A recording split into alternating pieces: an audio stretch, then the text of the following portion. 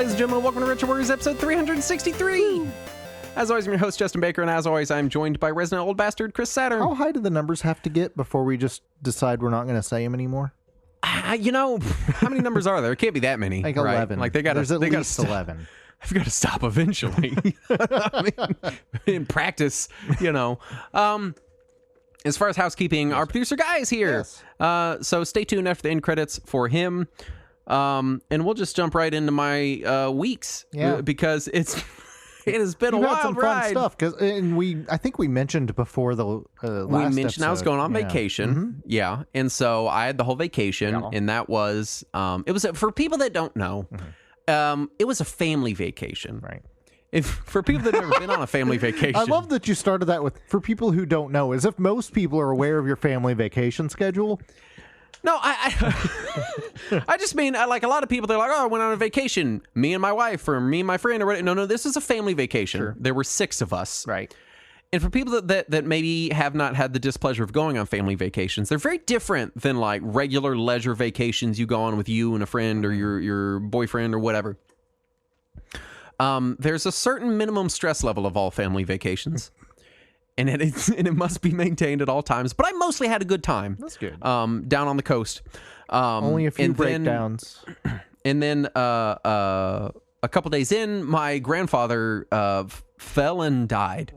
And so that was unexpected. He's been in not great health, but kind of in not great health for so long. Right. You know, like years and years of doctors being like, oh my God.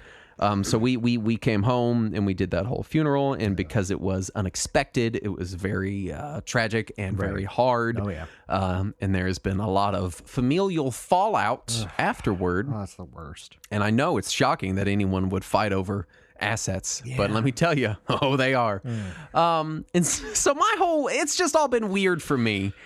You know, I had the vacation. We road tripped down there, so that was a good, 15 hours of driving that week. We had the funeral. We had just family drama. We had everything going on all at once.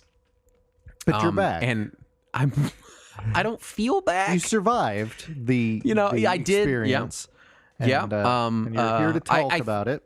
I think I survived anyway. Every now and then I feel like that football player from Beetlejuice. It's like, Coach, I don't think we survived that car crash. You know what I mean? I always love that he calls that woman Coach, too. That's the best part. And so everyone keeps asking me, they're like, hey, how was your vacation? And my response is always, I don't actually know. Because there was a lot of highs that were very high and a lot of lows that were very low. It's been a very weird couple weeks for me. Yeah. So all of that to say, I played TMNT Shredder's Revenge. Yeah. It came out. It did. It came out the day I was driving home. I think it's very, very good. Yeah. And I want to say this, but before I say this, I want everyone to really take a step back from nostalgia and really assess the TMNT games as they are, right, and really be open to what I'm about to say. Yeah. Because I think it is hands down the best TMNT brawler video game. Right. And I know you've been on record to say in the past that Konami's brawlers are generally pretty meh. They're in the brawler scene. Yeah. They're very cinematic and very cool to look at in an arcade, but they're very simplistic games. This is not a simplistic game. Mechanically, I would put it on par with like the Scott Pilgrim game. It's got, except there's no block, there's a dodge, which I do heavily prefer. I don't like blocking in games, but I do like dodging in games. I'm with you there. But there are different types of attacks. You've still got the throws. There's tons and tons and tons of throwbacks to old stuff. I think mechanically it's extremely sound. It is a very good game. Oh, nice. I do have some problems. The PC port is a little weird. Like, you can't remap controls, so I have to do them in my Steam overlay, and the UI resolution options are a little goofy. Like, just kind of some weird, like, PC port kind of stuff. Did you not just play it on Game Pass? No, I bought it on Steam Deck because I had a 9-hour car ride home, right, yeah. and I was going to enjoy it. So I bought it on Steam. Yeah. And so just kind of some weird oddities there of the PC port. Nothing game breaking, but just kind of like, oh, that's a little annoying for a PC game. My daughter's been playing it. She's been having a really good time. Nice. It's just great. It is a great smorgasbord of TMNT references. They've crammed in every feasible character from the 80s cartoon show. Nice. And I would say if I were to lodge any major complaint against it, it's that the 80s cartoon show version of the Ninja Turtles is not the best version of the Ninja Turtles. And I would have very much enjoyed one of the better versions of the Ninja Turtles. Actually, the 80s cartoon show, and again, put your nostalgia aside, everyone calm down, is not even the best Ninja Turtles cartoon show. Yeah. I would rate it third best, probably. Yeah, fortunately, your co-host is me, who doesn't care at all about Ninja Turtles, so I'm not going to argue with you. I'm just going to let you say whatever you want, and anybody who wants to argue with you can write in, and maybe they'll complain that I didn't defend them or something, but but at least I didn't say any of it. But I will say that I really very much enjoy it. The complexity of controls is there, and it's satisfying to play. I don't feel bored. A lot of time with like really simple brawlers, I just get bored. I'm like, it's boring. I just press the one, but there's no complexity to the gameplay. Right. This has that complexity, but you can also just ignore it and mash the button if you want to, which is great. That's how my daughter plays. Nice. There's like charge attacks, there's dodge, there's button combo attacks. It's real good. Yeah. It's real complex. I obviously they're gonna pick the 80s cartoon version of the Ninja Turtles because that's exactly the demographic there. Like, it would be stupid of them not to. Right. But in my magical Christmas land ideal world, I would have chosen a different. So if version. You're aiming for any DLC, it's like the original comic book style version of the characters. Yeah, bring in some more from the very expansive Ninja Turtles universe. I know a lot of people really only know the 80s Turtles and the 3 movies. But they've not stopped. The Ninja Turtles have not stopped since the show went off the air in 1996. Let me tell you, they continue to go. They made multiple movies after that. Some of them were done by Michael Bay, unfortunately, but other ones were not, and they were good. Like the 2007 Turtles movie, really good standalone Ninja Turtles movie. Anyway, all this to say, it's very, very good. It's a very good brawler first, which was my main concern. But then if you're like a big, like you have tons of nostalgia for like 80s cartoon Ninja Turtles, it's just jam-packed full of stuff. Nice. That you're going to find cute and enjoyable. But yeah, it's highly, highly recommended. If you like brawlers, it's a real good one. I feel like I've somehow been, standing outside the window these last couple weeks because, as a member of the retro gaming community, as somebody who really enjoys retro games, it's one of those things that has been talked about almost nonstop the last couple of weeks in the community, online, etc. And I am that guy who not only doesn't particularly care for brawlers, but also doesn't care for Ninja Turtles, much less 80s Ninja Turtles. So it's a double miss for you. Yeah, it's something that isn't like I am against it or upset about it. It just doesn't interest me. So it's not really something I'm particularly after, but it's everywhere. And I feel like I am somehow missing something important in it, but I also am not interested enough to find out. Yeah. So I hope that the people who enjoy it. That's as much as I have there. It really is just a real good brawler. I mean, really, the best comparison I can make is the Scott Pilgrim. It feels a lot like that, where there's a lot of complexity there. Except I do like that, and this was one of my complaints with Scott Pilgrim, is one, I don't want to block in a brawler. Right. Don't make me block. I don't want to do it. I want to punch things. I always prefer dodging to blocking as well. Yes. But also, enemies aren't just huge HP sponges. That's good. There is a progression in Shredder's Revenge as you play. Characters get stronger, and you unlock extra lives and more health and extra superpower bars. It's just real good. Let me ask this: what is he getting revenge over? I mean, everything, I guess. I don't know. He's just in general a revenge type person. Okay, you know what I mean? Fair. Very vengeful. I mean, theoretically, the original cardinal sin in Ninja Turtles mythos was Splinter giving Shredder his trademark scar over his eye. Oh, I thought you were going to say it was Splinter giving Shredder the finger. He probably also did that, and he's still mad about it. He's like, I'll get my revenge. Anyway, what have you been playing? So I finished Near Reincarnation on my phone, and it's a phone game. I'm sorry. So I'm sorry you felt compelled to do that. So I had heard that it ties into the story of the other Nier games, so I wanted to figure out what was going on there. And I want to guess. Before you say, can I guess that it ties in the most shitty, meaningless way possible? well, let me first say this: it is a mobile free-to-play gacha game. So it's already three things I don't want. Yes. The soundtrack's great. I'll give it that. The soundtrack is fantastic. The graphics are really impressive for mobile. It's I'm constantly amazed at how far mobile graphics have come. I have no idea what the story was because I had to wait for timers to end for me to log in another day and cash out some free bullshit just to gain enough experience to fight another enemy, sometimes 2 or 3 weeks at a time. Could you have not just put this in BlueStacks and like put it in some kind of like... I tried to use Time Cheat chamber? Engine with BlueStacks, and it did not take. And so I just, by the time I finally got to the end, I don't remember how any of the story of it relates to itself, much less to the other games in the Nier universe. It felt empty and nonsensical, and the end of the game basically is just a teaser for whatever the next paid chapter will someday be. Yeah. And so that's that's nice. I've lost interest, and I am not going to care anymore. And I think I'm done with free-to-play gacha games on mobile forever now. I can say that I played one. I gave it a chance. Video game industry, and I don't want that, and I'm done. Well, Saturn, they don't want you unless you're a whale. Right, yeah, okay? they didn't really want They me to don't begin need with. you in... They didn't want the free-to-play guy. Yeah. They intentionally tried to discourage me by making me wait for weeks at a time to finish a single battle. But Saturn, you just buy this one crystal and it'll speed the timer up. It's ethical. It's fun. I wasn't going to do that. It's a perfect dopamine hit and the in thing people is- who are susceptible. If the same game had released on console without the microtransactions as $60, I would have spent the $60 up front before I found out what kind of game it was. Yeah. And I wouldn't have had the same complaints that I do now, having not paid anything for it. Yeah.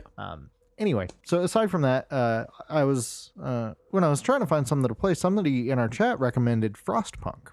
They said I'm that so it was interested that you enjoyed this game at all, because I played this a while back and thought it was really good. Yeah. And it never even occurred to me that it was something. I was like, Saturn would never like that. Every game I play now goes through this Saturn filter in my mind where I'm like, would Saturn like this? Like every time. So the way he described it, if I remember right, was saying that it's like a post-apocalyptic Sim City with a tech tree.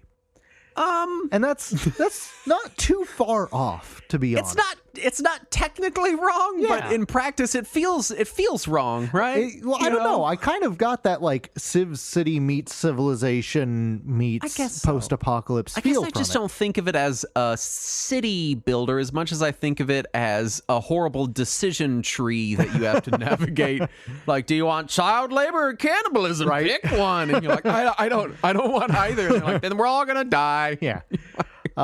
So I tried a couple of games of it, and man, is it bleak? That is bleak as hell. Oh yeah, That is pitch it is black depression bleak, in game right? form. And Not even the like angry kind of Right. bleak. Like, the we will not go quietly into this good night. It's Right. just like, I guess we're starved Yeah. now. Like, oh no. and the citizens of the game, they make sure you know exactly how they feel about your decisions.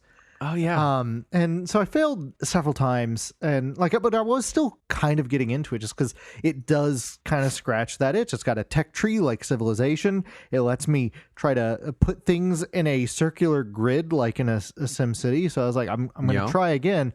And finally I turned on Cheat Engine like you should.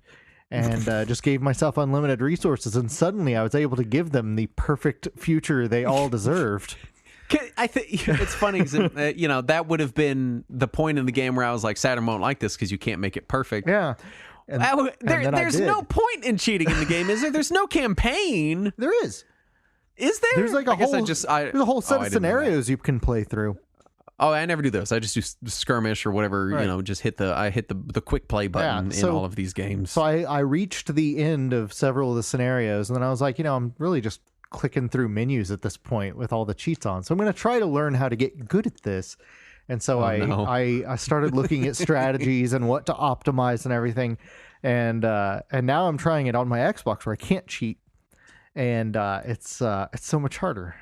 But there is no golden optimal. future in Frostpunk. No. Yeah, it's just like you got to figure it out. I'm just make a decision. I'm just trying to finish a game at this point. If I can get to the end of a game without absolute failure, that would be great. I'm just not quite there yet. I think the only way to do that with Frostpunk is to not play, which I don't recommend. It's a very good strategy game. Absolutely. And it feels like a lot of the tabletop games that I started and never finished that like people brought to my house and they started explaining rules before they themselves forgot what they had or hadn't explained and realized they didn't ever finish the rule book. Yeah. It just feels like one of those games as far as all the various structures it throws at me throughout the game. Let me tell you, as a board game fan, I generally do not like that. If you have to show up and read a rule book to me, let's play something else. Yeah. We can reference it. That's why I always prefer the games where my friends have already played it first and can tell me how to play it instead of us all meticulously huddling over somebody as they try to interpret a rule book for the first time. Have you had this one? Hey, well, there's a how to play video. Let's all just sit and watch that together. I don't want that either. Man, let me tell you, that'll kill an evening. Right? When you're like, oh, let's play a board game. Well, I want to play this one. It's pretty complex. I don't remember how to play it. Let's all watch this 30-minute video together. I also don't want it when somebody's like, well, we're going to play a game tomorrow. So that you know how to play it, you should tonight watch this video of these YouTubers playing it. I'm like, no, these days, there's a whole cottage industry of people putting out professional quality how to play videos for board games. So they're actually okay to watch, but I don't want to do it on an evening where we're hanging out. Like, send it to me a couple days before and be like, hey, here's a video you can watch while you're doing dishes. I don't even want that. I just want them to explain it as we're playing. Even if it means that they're basically telling me exactly what to do the first round or two, where they're basically controlling my character, that's fine, as long as I am learning the game in the process. But I played an entire board game last board game day where the person brought it out and they explained it and I had no idea what they were saying. It just was not clicking. It's because they were speaking another language. And I just went, great, let's play. And it's kind of almost as a challenge to myself. And I played the whole game and I had literally no idea what was happening. I've had plenty of those games.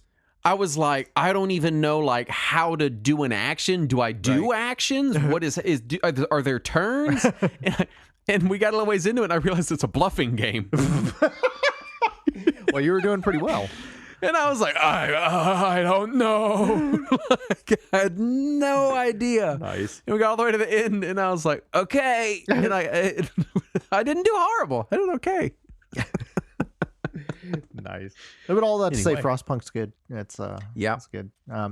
Also, I got in a PSVSD for my Vita, which is the little adapter that you replace the 3G antenna in your, I guess also the antenna. You replace the 3G modem in your PS Vita, and it gives it an internal micro SD slot. So now I have 256 gigs of internal storage on my Vita. Yeah, and that's good. And then I also, while I was opening it up to put that in, I realized the battery was super swollen. So I also ordered. Oh, that's good. I also ordered a new battery, so it has a brand new battery, and it's PSVSD. And I copied all of the games from my PS TV over to my Vita now, where I can probably not play them. But I was about to say, you don't like handhelds. I don't. Well, every now and then I want to play something handheld while I'm watching a movie or something, but I don't. Yeah, after I got everything on there, I was like, when am I going to use this? I don't know. You know, it was less than $20, and it gave me an internal micro SD card. So whatever. It's something. Yeah. It's something. Let's do the news. Okay. First up, Persona 3, 4, and 5 are coming to Xbox, PC, and PS5. That was a surprising announcement. I'm stoked on this because I own Persona 4. I'll never finish it. And I want to add another JRPG I'll never finish to my growing I'll never finish this JRPG collection. Yeah. I've been wanting to play Persona 5 Royal. I've started regular Persona 5 a couple of times and not finished it. And I'm hoping this will be the incentive when it shows up on Game Pass to actually play through it. Or maybe it'll be the incentive to get halfway through and not finish it again. I liked Persona 4 a lot, but it was just it's very lather, rinse, and repeat. Yeah. And I put in like 20, 30 hours, and I was like, man, that's all I got in me, you know? See, my problem with Persona is the same thing we were talking about a minute ago, where I can't optimize the game to have everything all in one playthrough because there's limited time. It's literally impossible. Yeah, it really eats at me the whole time I'm playing it. Yeah. Game Freak originally intended to include 65,000 Pokemon in the original game. Doable, let's do it. I think the idea is the entire way I was reading, it was the entire original run. Each game was going to be different, have different Pokemon. Yeah. Which is a great idea, but that would also mean that they basically would be forced to procedurally generate the Pokemon. Yeah. Yeah. Oh, wait, And you don't think that their team of 4 artists could handle 65,000 original creations? They already were bitching because they couldn't handle 700 in Pokemon Sword and Shield. And they're like, we obviously can't do this. And then they're like, I don't know, 65,000 seems doable. Well, no, just make a Pokemon out of literal trash. Wait, they did. Don't you talk shit about Trubbish Is that its or name? his evolution Garbodor, which are real Pokemon names. It's really their names? Oh yeah, it's Trubbish and Garbodor. In case you did not know. Did you watch TV Funhouse? I've seen bits of it. Have you seen the bit where they did Joe Camel came back as a Pokemon parody? No. Oh man, because they were talking about how they couldn't make Joe Camel anymore because it was advertising cigarettes to minors.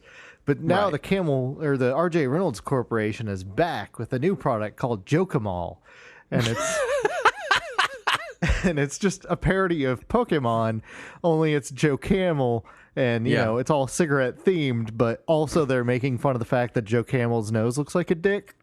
Yeah, clearly. And there's a lot of dick jokes. This is Garbage Pail Kids level joke. It is. It really is. The whole thing is that. So, yeah, no. Trubbish isn't as funny as Garbodor. I don't know why Garbodor is so much funnier than Trubbish. My point is that both of those names sounded like they could have been in the Joe Camel parody, is what I'm getting at. Yeah. PS1 classics on PS4 and PS5 in North America are the 60 Hz NTSC releases that were originally released. NTSC versions will also be made available in other regions optionally. I know that's fine. I think that's I think that's a good move because now they can say that they are releasing language versions for those regions, which is the PAL versions that were originally released, while also making versions that run at the correct speed available. And I think that's fine. I'm a little concerned it took the internet complaining to get them to this point. Well, doesn't it always? Unfortunately, a lot of the time lately it does. And I know everyone gets on their high horse about everyone just wants to bitch on the internet. This is why. Yeah, every now and then it works. Yeah. You know? And frequently it's necessary. Yeah. Ghostface Killah and Raekwon from Wu-Tang Clan have contributed to the TMNT Shredder's Revenge soundtrack, which is a great soundtrack, by the way. I just like to say, soundtrack. I was so excited to be typing Ghostface Killah into our notes. Who still puts out a good amount of work. Yeah. Good amount of work. But while I was typing in there, I was like, I never thought that I'd be referencing Wu-Tang, but let's do it. Let's go full speed. But yeah, very good soundtrack on that game. Very enjoyable. Tactics Ogre Reborn briefly appears on PS Store before being removed. I'm very upset that this could ever be some kind of Sony exclusive thing because it's probably going to be, but I hope it's not because I don't want to use a Sony game system. I just don't like because every time I do, they kill them. Yeah, so I'm so frustrated by exclusives on anything. No, this one. But I'm excited about Tactics Ogre Reborn. And it is weird that they still haven't announced it, despite the fact that we've already finished the weird Naughty 3 season more or less. The other thing that everybody thought was going to be announced and hasn't been announced is GoldenEye, which also keeps leaking on Xbox stuff and isn't being announced. Yeah. So weird. Sega confirms that Sonic Frontiers won't be delayed, and fans just don't understand it. Yeah, they just don't understand. They don't understand. Someone in the Discord was like, oh, it's never gone poorly when a company says you just don't understand their game. Yeah. And I'm like, yeah, you're right. This is some David Cage level BS. You just don't understand the game. Someone get Peter Molyneux on the phone. They're stealing his bit. I remember You there just was a don't understand. Penny Arcade bit years ago where they were mocking, I don't remember which developer, because after the critics lambasted their product, the developer was like, well, this wasn't for critics. This wasn't for you. Right, they're not allowed. Yeah. The entire Sonic Frontiers thing is fascinating to me because the Sonic fan base is hardcore. Yeah. They are hardcore. And you have to remember, the last time they came out strongly against a product and they were like, put it back in the oven and fix it, was the Sonic movie. And they did. And it worked. Yeah. And they were right. Right. And Sega's usually pretty good about like, hey, we're going to try to listen to the fans. And then finally they're just like, you don't understand Sonic Frontiers. I'm sorry. I think I understand it fine. And who knows? Maybe they are right, and just what they have shown so far is not indicative of what the experience is. Well, even then, what you need to say is, hey, obviously what we showed didn't get our point across. We think we can better illustrate our point. Not you don't.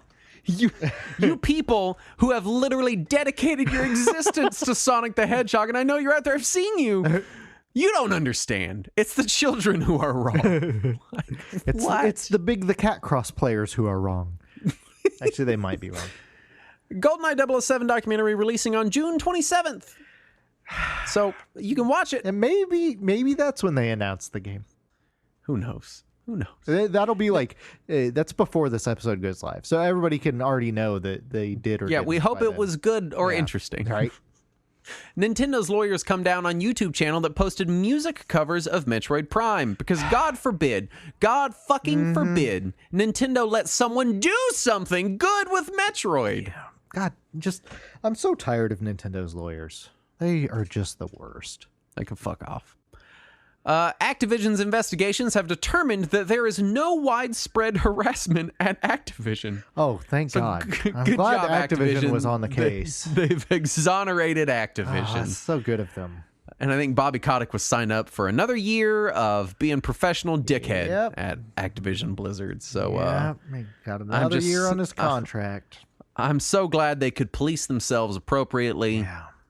And I'm glad they could pat themselves on the backs in the face of all of their victims. Jesus fucking Christ. Activision.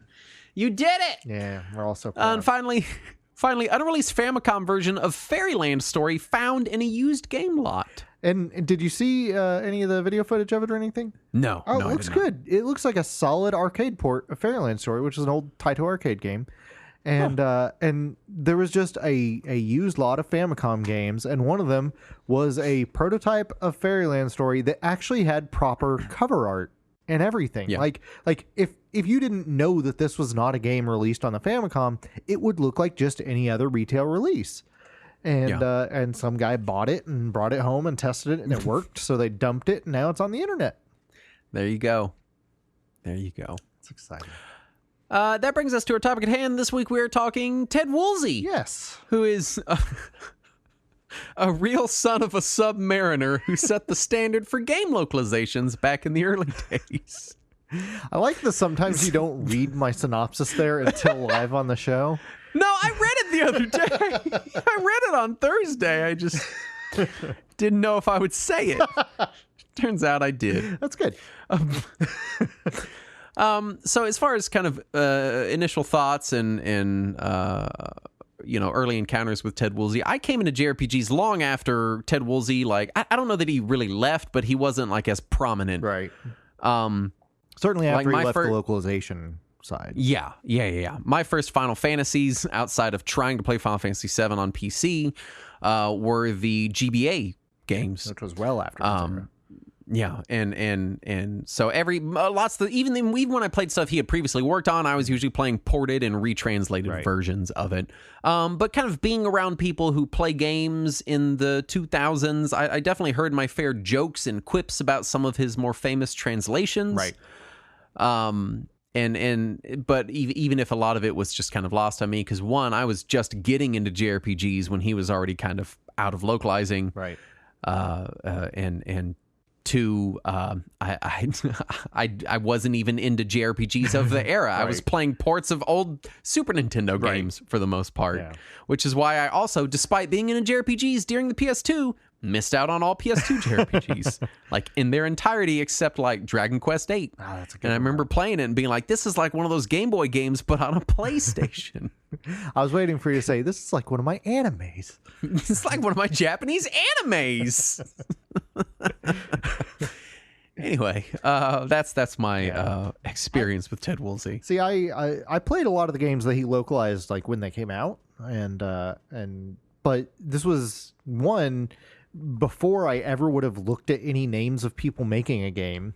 Like I didn't read the credits. That was just that boring part at the end of the game. Yeah. And this was when the internet was so young that, I wouldn't have even known what to look up to find out who translated a game from Japanese. Yeah. So the only names I knew of anyone that worked in the video game industry were people that were mentioned in Nintendo Power or other magazines. So it wasn't until many years later that I learned what he did or what he contributed, and by then he had already started to become a meme. It started to become almost a bad word before the whole thing crested and the internet redeemed him again. So it's been a weird ride to watch his reputation over the years. Yeah. Before we get into it, Saturn, you sourced most of this information from his GIA interview from the 90s, Nadia Oxford's article on Woolsey for US Gamer, and kind of his own synopsis of his career on his own bio page, just to kind of give credit where credit is due.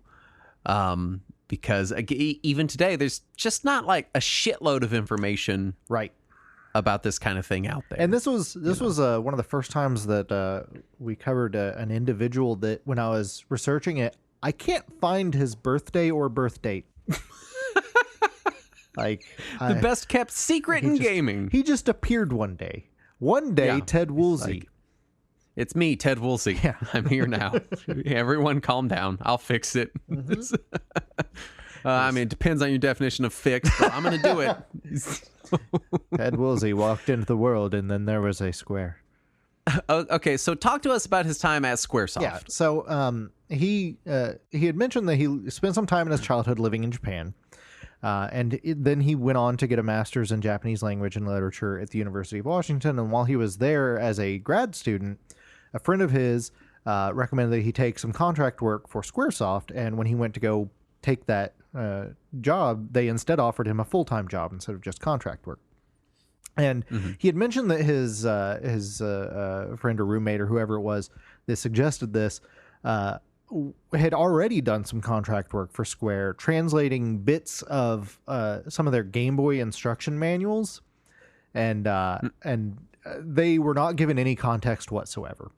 So if you go back and read old Game Boy Squaresoft instruction manuals, now you know why they don't make any sense. Which is not totally uncommon for the era. Not at all.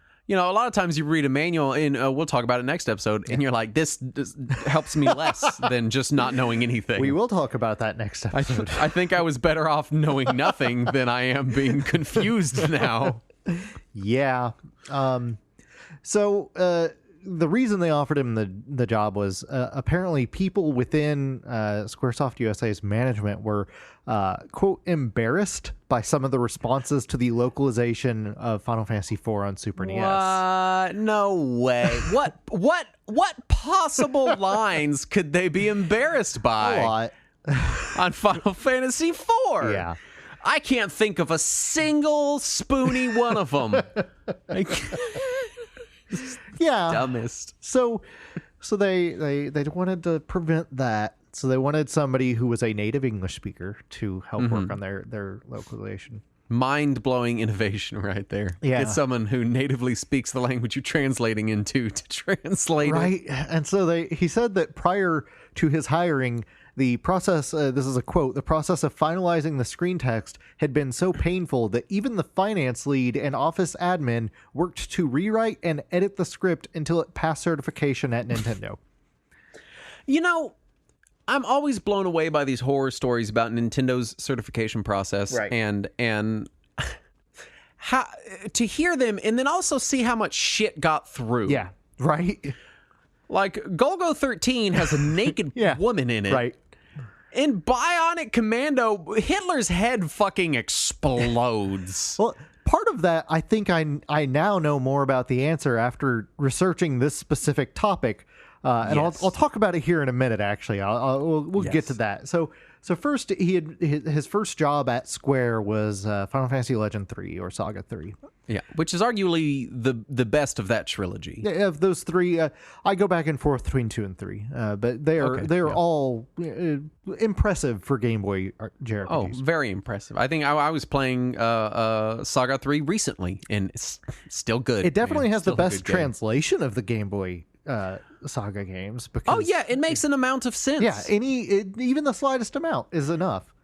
Now, the inventory naming conventions... Well, okay, look, there are limitations here. There's things we got to work in. Stuff made no sense there, but yeah. So, a quote from him, he says, "It was a surprisingly long script with tons of complexity for a Game Boy product, and he learned much from his mistakes." Also, he said that he learned to get deeper into the narrative voices, opportunities to play with humor, and then, quote, "how to spot scatological humor that wouldn't pass muster at Nintendo of America."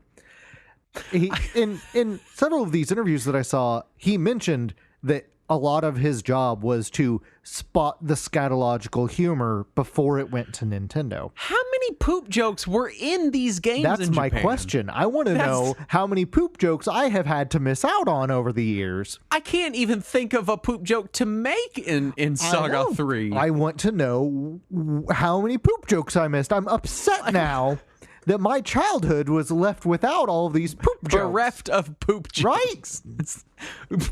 I do want to say, oddly enough, as much as I was like, I didn't really have any experience with Woolsey, this was possibly my first JRPG ever.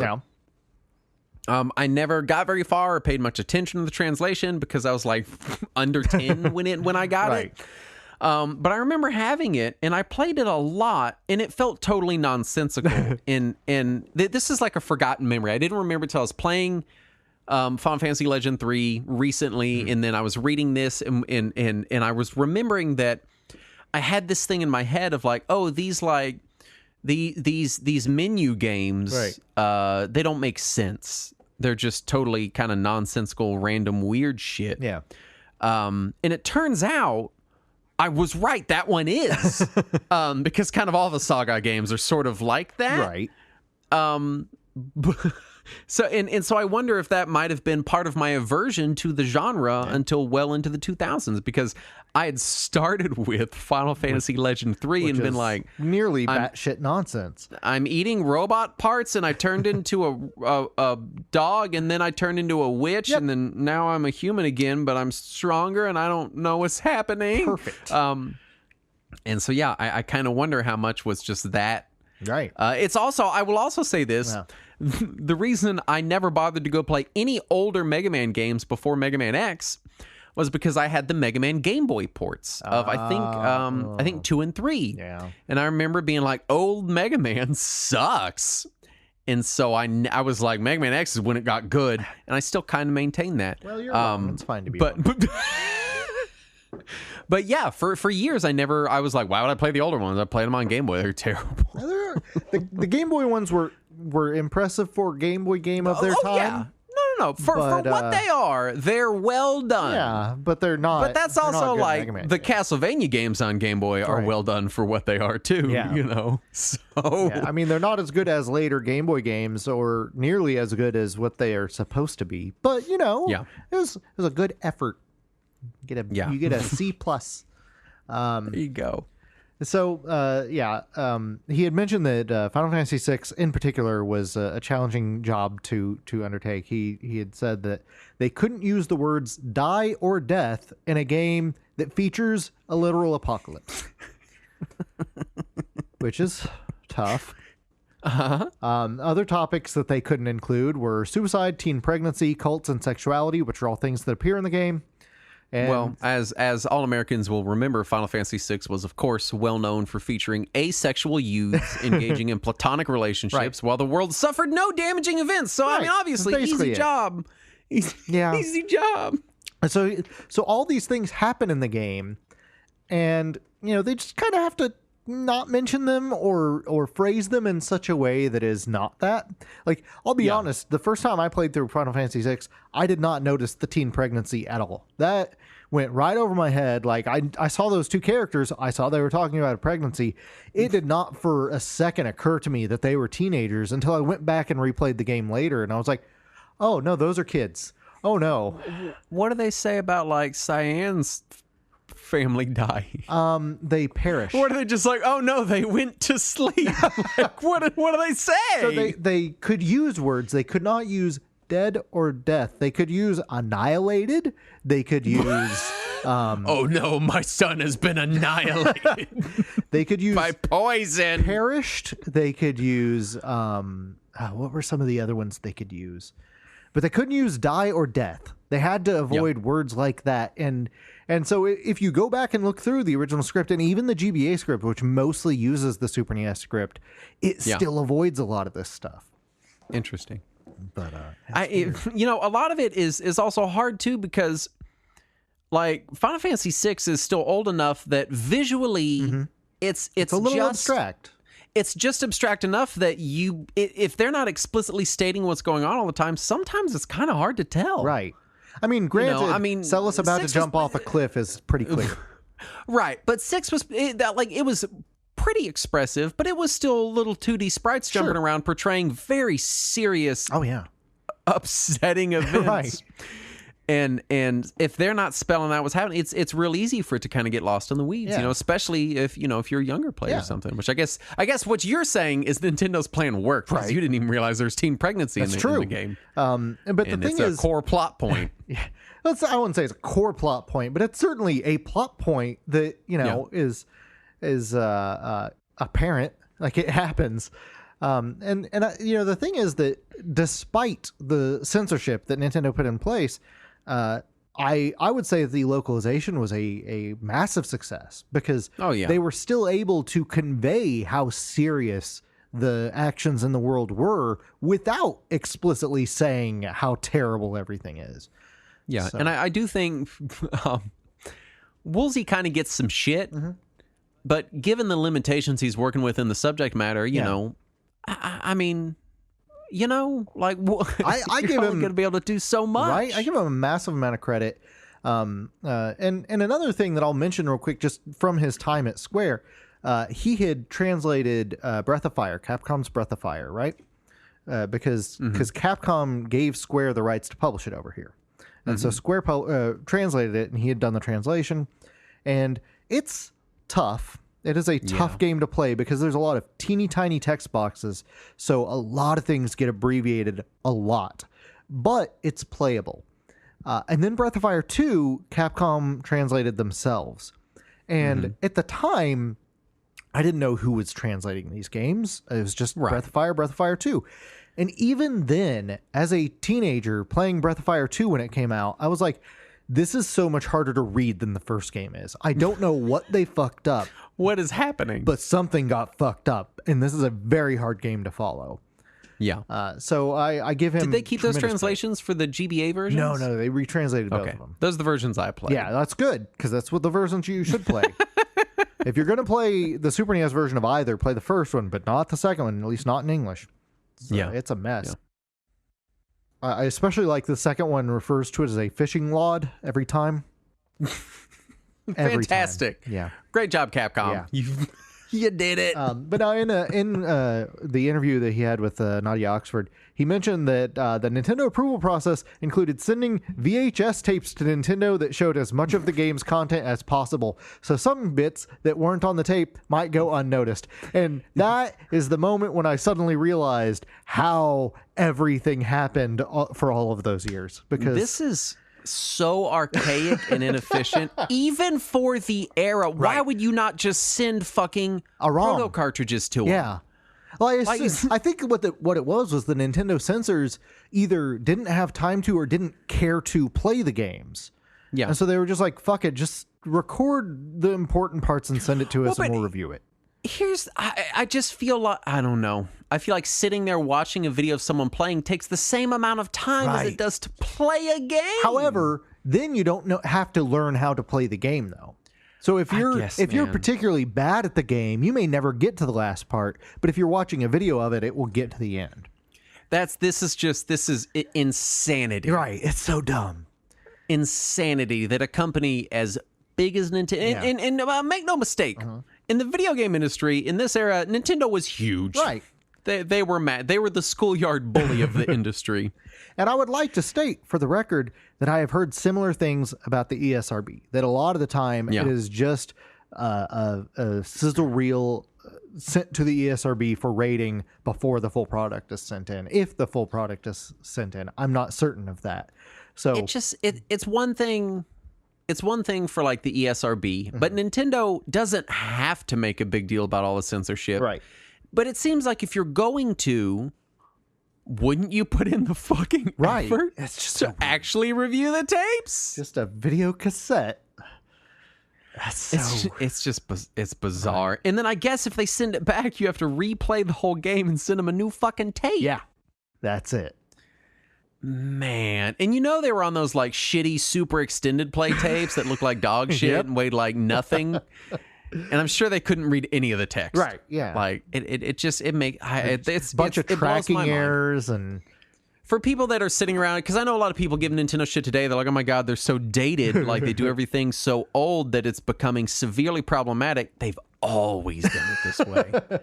Go back and watch some old Nintendo training videos from the 90s. They're hilarious, first of all. And they've always been this way. My God, send in tapes. At least it wasn't Betamax. You know what they should have done is just got the fucking game counselors to play it.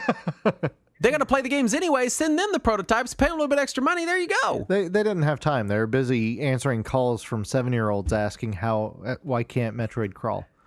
Yeah, Nintendo, the company's so shitty that they opened a 900 number for children. Yep. For children to call them. It is illegal to do that today. In fairness, it was the 80s. Everybody had a 900 number for children. That was just standard practice. That's what you did in the 80s. It's just so... fucking Nintendo had a 900 number for children. Nickelodeon had a 900 number for children. Oh, I remember Scholastic had a 900 number for children. Well, but Scholastic, there's a reason. You like call to order shit from Scholastic. No, that was the 800 number. Oh, no. The 900 number is where you got recommendations. I'm sorry. Hold on. We have to pause this whole topic. Everything's pausing right now. Yes, sir. Because I was there for 2 of the 80s. Because I was born in 88. Yeah. So really it was like 1 1/4 because I was born in September of 88. See, my favorite 900 number that I remember being advertised was on MTV. They would occasionally advertise this thing called Creep Phone, where you could call a 900 number and, quote, real life ghosts and zombies would talk to you.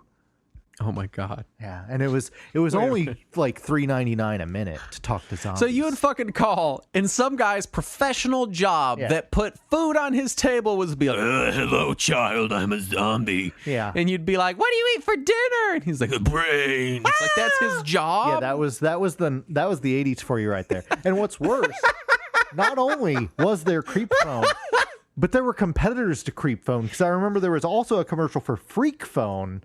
Oh my God. Where it was basically the same, but it was real freaks. And I don't know what they meant by that. I always thought it was maybe like a sexual thing. It sounds sexual. By the time I was like using a phone, the conventional wisdom was never, ever, ever, ever, under any circumstances, ever call a 900 number. Yeah.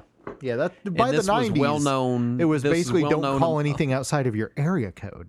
Yeah, this was well known within all children's circles. Right. You never call you call the 800, but never call the 900. I mean, it was so prevalent in the 80s that there was that one movie that was like the name of the movie was a 900 number. It was like I don't remember what it was, but it was some horror movie parody. But yeah, I'm kind of sad that I was born when I was. I feel like I missed my calling. being a professional creep phoner. Being a professional creep phoner. I think I would have been great. I could have been like a mummy, they call it. I'm like, I would have. Let me see if the creep phone commercial is on YouTube just so I can tell people to go find it, because I bet it is. I mean, my God, I knew there were dumb 900 numbers that you'd call and get like, pre-recorded message to Santa or whatever, shit like that. It's absolutely on YouTube. So go find the Creep Phone commercial on YouTube because it's great. It's just great. It's just it's not that it exists. It's not that it existed because of course it fucking existed. Right. It's that it was a prominent. It made enough money that they could like advertise on MTV. Yeah. Which was not cheap in the 80s. Oh, certainly not. No. Holy shit. And they advertised it enough that I recall it 30 plus years later. Tell me what Ted Woolsey did after Square. They went and got a job at Creep Phone. This is Ted Woolsey's zombie. So anyway, if you agree to $3.99 a minute plus press 1. You didn't have to agree. Just calling the number was enough. Anyway, so in the mid 90s, Square shut down their Washington branch. They at the time they were acting like they're pulling out of the U.S. market altogether, and I was devastated because Chrono Trigger had just come out, and now suddenly they're telling us they're not going to translate any more Final Fantasy games. I was just devastated. Well, I think people forget JRPGs did well, but they weren't like megaton hits. Right. They didn't do well enough to justify the localization cost. Yeah. Thankfully, Final Fantasy VII came out a year later. Yeah, which rest is history. Man, did they phone in that localization? They just farmed it out to Sony. Like, I don't know, you localize it. You do it. Yeah. So when Square shut down their office in Washington and eventually opened up a new one in Los Angeles, Woolsey didn't want to move to Los Angeles, so he stayed in Washington. He formed a company called Big Rain, which was mostly former Squaresoft employees, and their objective was they wanted to make original games that were similar to Square's games, but made here in the U.S., because they had already worked on Secret of Evermore, for example, so they had some experience. And they were purchased by Crave Entertainment the following year, and then their studio was renamed to Craveyard, which does sound like they could have worked at Creep Phone, actually. Affiliate of Creep Phone, right. The Craveyard. And they did make a Western JRPG. They called it Shadow Madness, and I bought it, and let me tell you, it is legally a game. That's more than you say for a lot of NES games, though. So, putting it out there. I think I might go for some of those NES games first. Anyway, it is a product. And the best part is in interviews, he always said, no, we're not trying to compete with Final Fantasy VII. We're doing our own thing. It is such a blatant Final Fantasy VII clone. Holy crap. Yeah. It looks like somebody saw a preview of Final Fantasy VII and was like, shit, we have to make exactly that, and we have 24 hours to do it. Yeah. But it's not great. So he left Crave, and he joined Real Networks, which you might remember from their product Real Player. It's it's a thing we used to have to use back in the 90s. Back in the long ago, we watched all internet videos on a postage stamp size viewing window through Real Player. that was heavily adorned. Yes. And it was terrible. Yes. Terrible. It was like and it took 20 minutes to load a 1 minute video too. Yeah. Oh, it was bad. Yeah. And you were happy to have it. Yes. And then we walked uphill to school both ways. So he joins Real Networks as the director for Real Arcade, which was their video game service at Real Networks. It was later merged into a company called Game House, which is still owned by Real Networks, which still exists somehow. Real Networks still exists? That was my thought too when I was researching this. But what did they do? Apparently they own Game House. Someone out there is like, oh, hey, where do you work? Oh, I work at Real Networks. The Real Player people. There's someone is saying that in 2022 now. Yeah, basically. They may even still have Real Player. I don't know. Oh my God. They still make Real Player. I don't know why. Oh my God. Hold on. Let me. It's at real.com. Real.com. Yeah.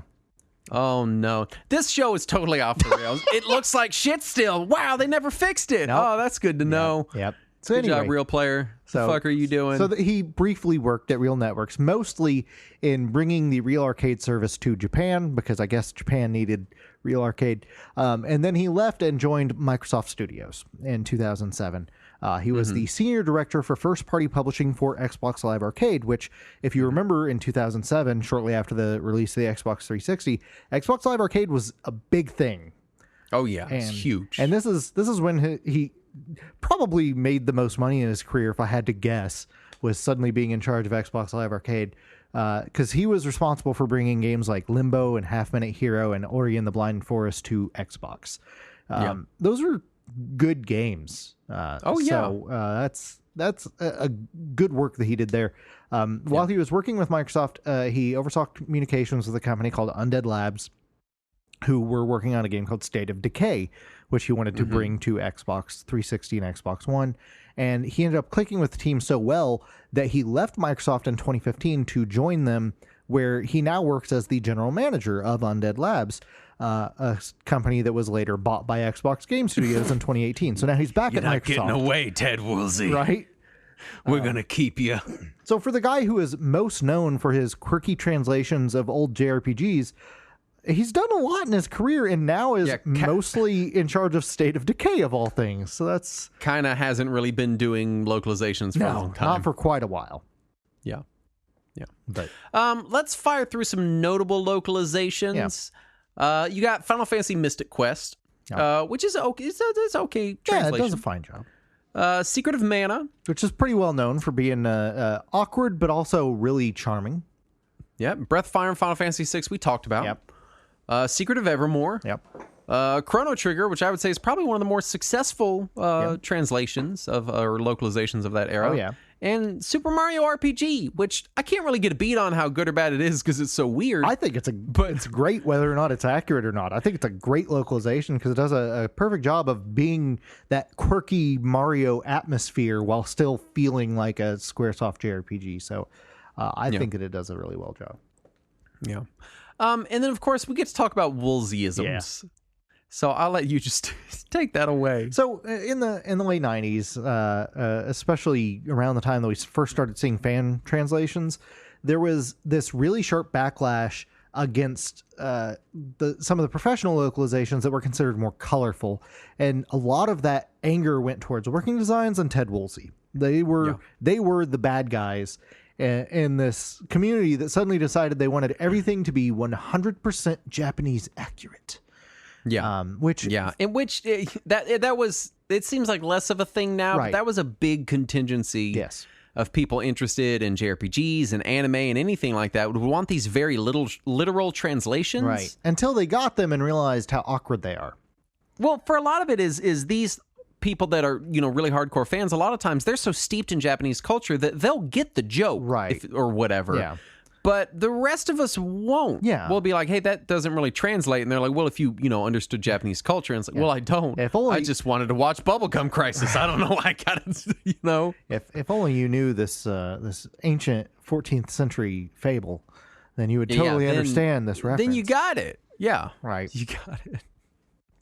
So, there was that big backlash. And at some point in the last 15 years or so, TV Tropes helped coin the term Woolseyism for localizations that take some liberties and add some flair to the work, not necessarily in a bad way, not necessarily in a good way. They just kind of color it up as far as a localization, and it's not a literal translation. In interviews, Woolsey said he is flattered by the term, and he also acknowledged that modern localizations require a lot more work and finesse than anything he did back then, and he doesn't know if he would have the chops to keep up with a modern localization. Which I wonder if he's talking about just, first of all, size. I mean, games just have so much more text now. But then I also wonder a lot about things like, people these days are more concerned and in tune with things like cultural differences and things that might be perceived as insensitivities and stuff. And a lot of that was obviously not catered to in the 90s. Right. So there's a lot of stuff where you're like, hey, that's not okay. That's true. And also things have changed since the 90s too. So even things that were okay then are definitely not now. So thankfully. Right. But yeah, so and there have been plenty of Western producers and developers who have referenced some of the games that he localized as major influences on their work, and it's hard to say whether or not those games would have been as influential if they had either an awkward or a vanilla translation compared to what he had done. I think a lot of them would have come off as either nonsensical. Like I couldn't even imagine a more vanilla version of the Final Fantasy Legend 3 localization. Right. What that would just it would just be indecipherable. And that was literally the first one he did, and he had mentioned that he was never given the full script. He was only given phrases at a time. Why? Why? When he worked on that entire game, he would be given like, here's 8 pages of dialogue. Do they have anything to do with each other? No. And then he would translate each of those phrases and then hand them back in, and then they would give him some more, and they'd be like, here's a list of items. What are they for? We don't know. And then he would just translate them and hand them back. Or it could have been worse. Very often direct translations come across because it's just differences in language, right? Japanese, it can infer a lot more through text than English can. Yeah, in a lot less space too. So in much smaller spaces, right? And so when you cut that out, a lot of times it comes across as sterile, right? And in these games where the whole point is the emotional investment of the story for a lot of people, that's a death knell, right? If Final Fantasy VI was sterile, right? Or Chrono Trigger, if it had no charm or personality to it, and it was just a literal translation, I don't know if it would be remembered as well in the West. Absolutely, I definitely don't think it would be. Definitely not. But yeah, among the developers that I found that referenced him as influence, apparently Atlas used to have a section on their website called Production Diaries, where they would show how their games changed during localization, like individual things that had changed between the original Japanese version and their translation. Unfortunately, they've removed it from their website. But they reference people from Atlas have referenced him as an inspiration, and 2, it shows that those same sort of decisions that he used to have to make back in the 90s about scatological humor are still being made today by developers and publishers. You're telling me we're still being deprived of poop jokes? I know, and I'm still upset about it. Damn it. Someday. How dare you, Japan? Someday they'll let us have our poop. I'm going to fly to Japan and talk about all the poop I want. As far as final thoughts, call Creep Phone at 1-900. It's me, a monster. I just remember the commercial was like, real life ghosts and zombies talk to you.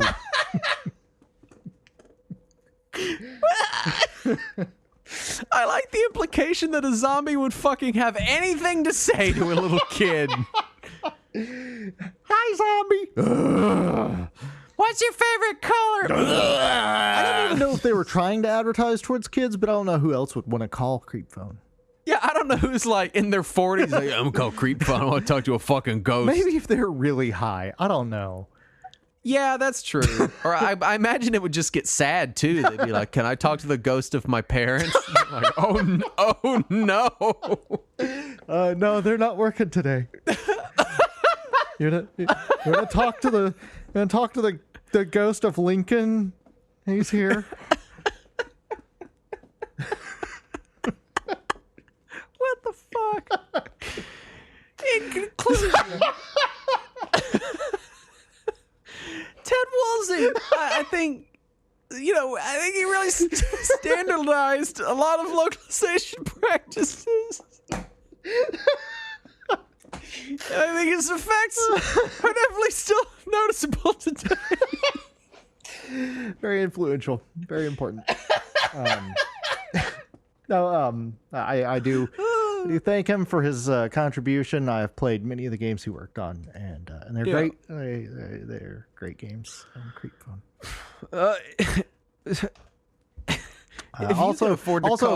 Guy is going to be here after the. Oh yeah, stay tuned after the credits because Guy's going to be here. Yeah. But also, if you can afford to call Creep Phone, then maybe you can Look, afford our Justin, Patreon. Nobody can afford to call Creep Phone. Don't keep coming at us with your unrealistic expectations. At patreon.com/Retro Warriors. You can give us $1 if you like the show. It means a lot. No zombie will talk to you. It really does. I know $1 doesn't sound like much, but it does add up. Yes. It does add up. I'll say this. If we got $1 from all of our listeners, it would become, the show would like my wife could quit her job. Yeah, we could all quit our jobs at that point, I think. If not very close. Probably all of us. Yeah. So just throwing it out there, if the show provides value to you, then maybe consider giving us $1. Yeah. That's $0.25 an episode. And hopefully we provide at least 25 cents of value to you. It's getting weird. Also, it got weird half an hour ago.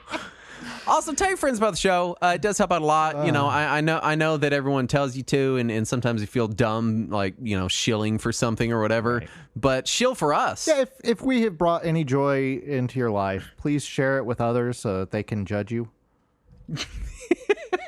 Yeah, listen, you told me it was about video games. They just talked about fucking Creep Phone for an hour. And then one of them kept doing zombie voices. Yeah, but on the uncut, he does a really great Rick Moranis impression. So you really should give him $4. Guys, gonna have to follow all this. Stay tuned after the show. We do want to thank the following patrons, starting with Dilf Toast Esquire. Sorry, I actually minimized it. Neon Rocket Chip. Konshu. Ebucel. Sean S. Michael Winters. Alex. Austin Wheeler. Blaster Keaton. And Brian Kim are the most normal names we've had for patrons in months. There you go. Yeah. Anyway, thanks so much for listening. Stay tuned after credits. We'll be back next week. And as always, let us cling together.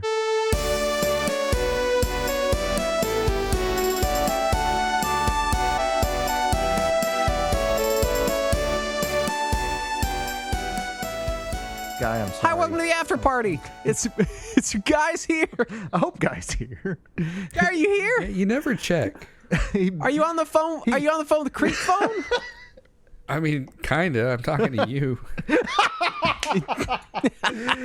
Excellent. Guy, I'm sorry you produced the show and it went completely off the rails. Oh man, those are the best shows. Guy, did you ever call Creep Phone? No, I didn't call Creep Phone. No one called Creep Phone. I would get yelled at if I called a 900 number. Seriously. Let's do some role playing, because I want you to live out your childhood fantasies. I'll be Creep Phone, and you pretend you're calling me.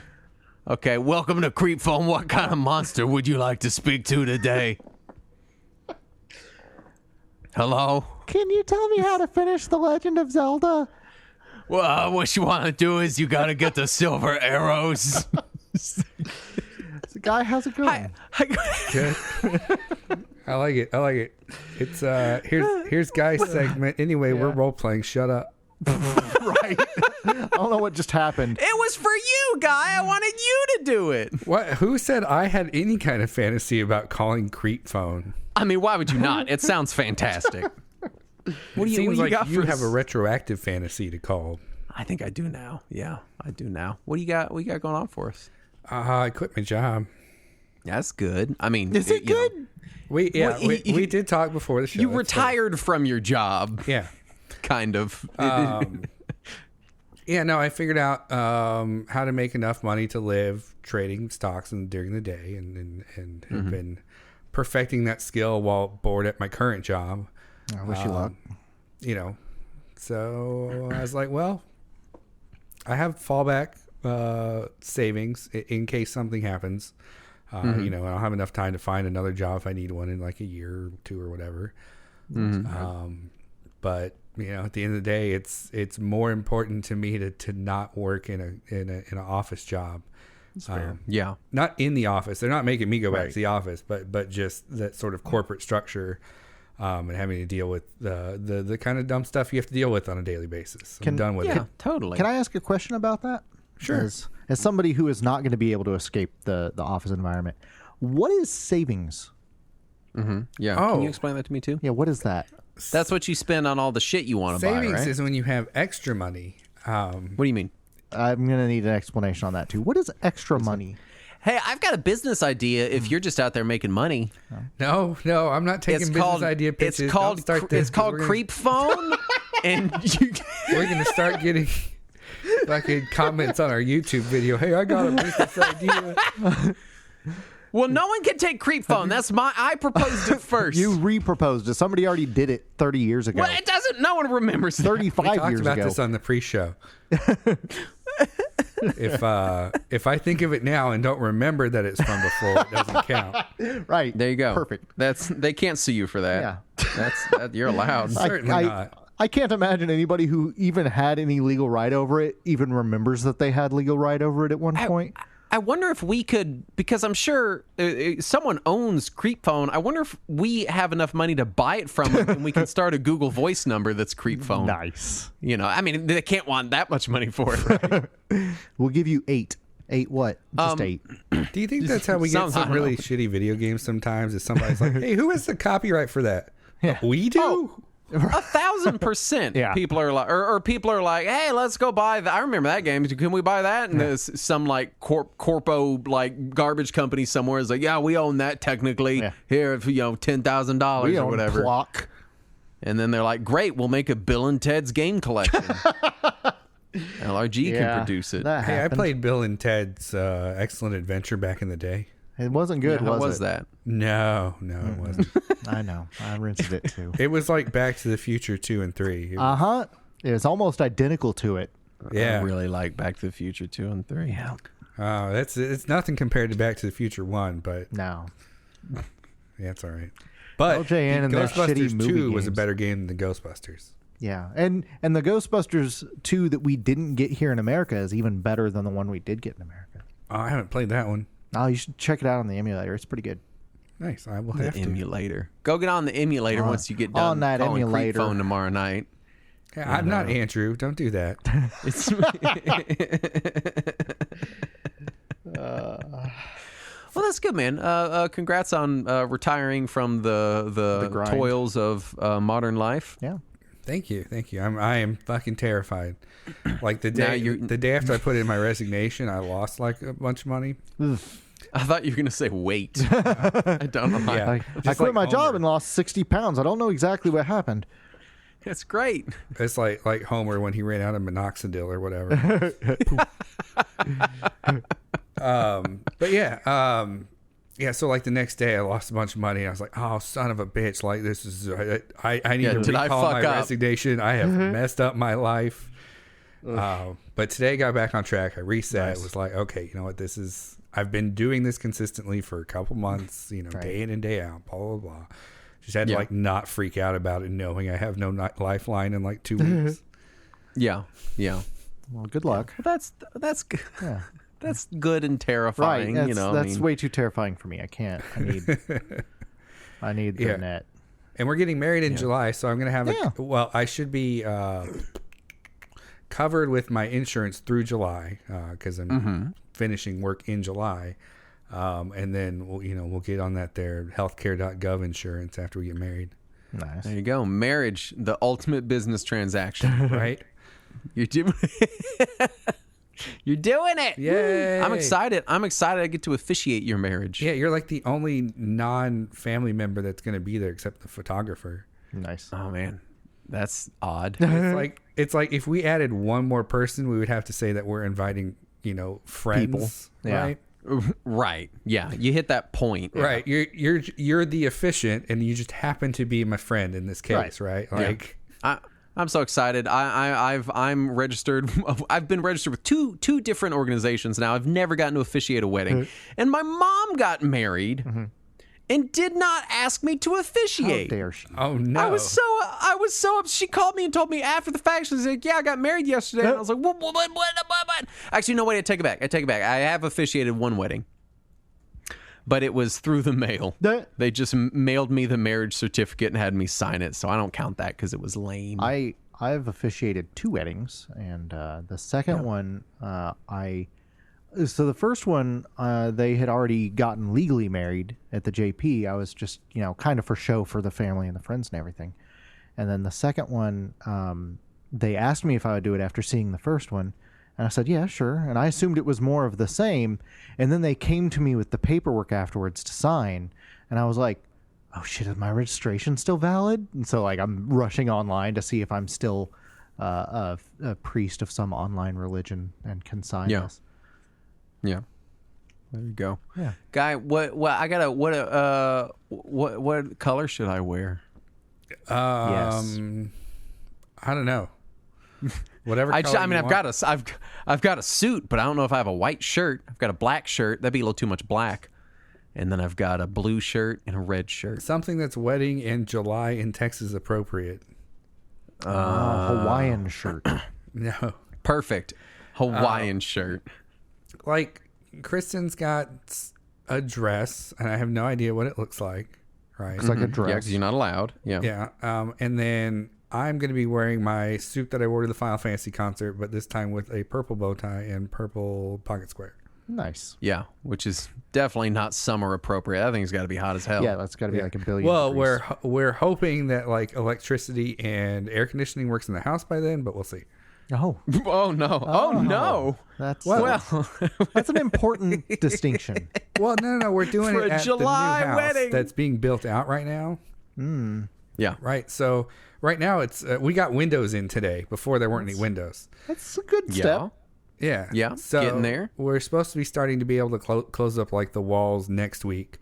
And I think we're probably aiming towards like late July for the wedding. So that gives another like month to get a bunch of stuff. And then we're supposed to move in like a couple of weeks later. So hopefully it's mostly ready then. And then, it'll be kind of, we can cool off inside and then come out, but we'll see. Good Well, luck. a bunch of exciting life events happening for you. Yeah, it's going to be an eventful summer. Yeah, I bet. That sounds terrifying to me. All of it sounds terrifying to me. Well, you know what? It'll all be fine. It'll be fine. Dude, You'll be good. You know what really like broke me this week was like my son wanted to play something. I don't remember, Switch. He wanted to play Nintendo Switch. And I was like, I don't know, maybe after work. And he kept coming. But he was like, he knows, or he asked at one point, okay, what time do you get off of work? And I was like, 5 o'clock. And he comes out like right at 5 o'clock. He's like, hey, do you want to play Nintendo Switch? I was like, dude. Yeah, it's time now. Yeah. I am tired from work. I'm sorry it took me this long to say no, but no, I don't want to. I was like, okay. Yeah. And I was like, you know what? I have the ability to not do that anymore. I'm just going to go ahead and do that. Right. Yeah. There you go. I don't know why you would continue if you had the ability to not work. Right. Right. I know a lot of people who are like, I could not work, but I'm just going to keep doing it because, I just hate, hate free time. having time to do what I want. Yeah, and the way like day trading works, like you're trading on like the movement of the stock within the day, right? Yeah. And Sure. I understand all this. Sure. And so the price of the stock moves the most at the beginning of the day most of the time. Yeah. So really sometimes I'm just done at like 9:30 and I can go do whatever and I've made what money I need for the day. Yeah. And that is that's good, man. those are fantastic days. Yeah. There you go. There you go. Well, it's exciting to hear about all of your good life events. Especially in light of me dealing with not good life events. It's nice to know that. It's nice to hear good news from people Right. who are like, hey, good things are happening. And I'm like, oh, yes, good. I remember those. What are good things? Yeah. Anyway, well, awesome. You got anything else for us or before we wrap it up? No, I just came to brag for a while. Nice. There Well, you go. well, congrats, man. Hey, thank you. I'm glad that things are going in the right direction for you. Yeah, no, I appreciate that. It was Now I can text you every morning and go, working hard or hardly working. And I will, starting tomorrow. look forward to those texts. July 6th, please. Nah, tomorrow. No, I can start now. There's no rules. Especially on weekends. Yeah, especially weekends. You jerks. All right. Well, thank you for listening to the show, and we'll see you next time. Good night. Bye.